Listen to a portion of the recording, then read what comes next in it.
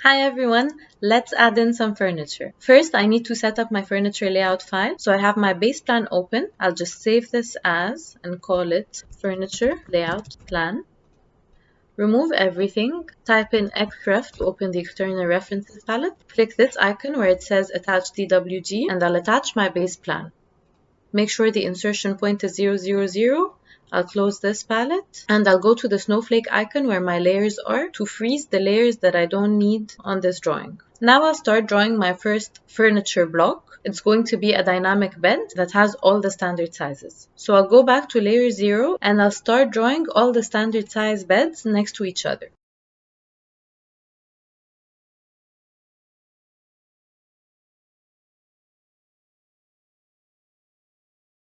So now I have all the standard sizes ready: single, double, queen, king, super king. I'm just going to fillet the corners to make it look softer.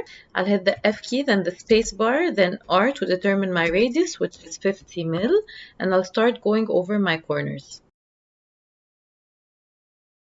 Now I'm going to turn each single bed into a block. So I'll select my first one, hit the B key, then the space bar, and call this one single bed. I don't need to open in block editor yet, but I need to specify the base point on screen. So I'll do that. I'll place it at the top center of the bed, and I'll do the same for all the other ones.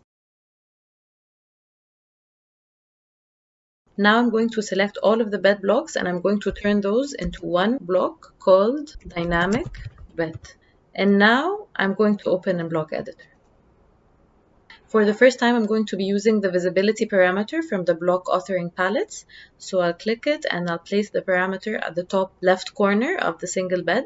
And I'll go to visibility states at the top right. I'll add each bed size as its own visibility state. So I'll click new. I'll call this one single bed 90 by 190. Double bed 120 by 190. Queen bed 160 by 200. King bed 180 by 200. Super king bed 200 by 200. And I'll delete visibility state 0. Click OK, then go to this drop-down list and select the first visibility state. Now I'll click this icon where it says make invisible and I'll select all the beds I don't want to be visible when this visibility state is on. And I'll hit enter, then I'll move on to the next visibility state and I'll do the same thing. Now I'll go to the visibility mode icon and I'll click it so it can show me all the components of my block, whether they're visible or invisible. And I'll start moving my bed blocks to place them one on top of the other by moving them from the base point that we placed at their top center. And finally, I'll add one base point for this dynamic block. I'll place it at the top center as well. I'll close my block editor, save changes, and I'll look for my block at the origin point. When I select it, the visibility parameter appears. So if I click it, I can easily change the bed size according to what I need to be using in my plan. In this particular case, I need a king bed for my master bedroom. But I need to create a layer for my furniture, so I'll do that right now.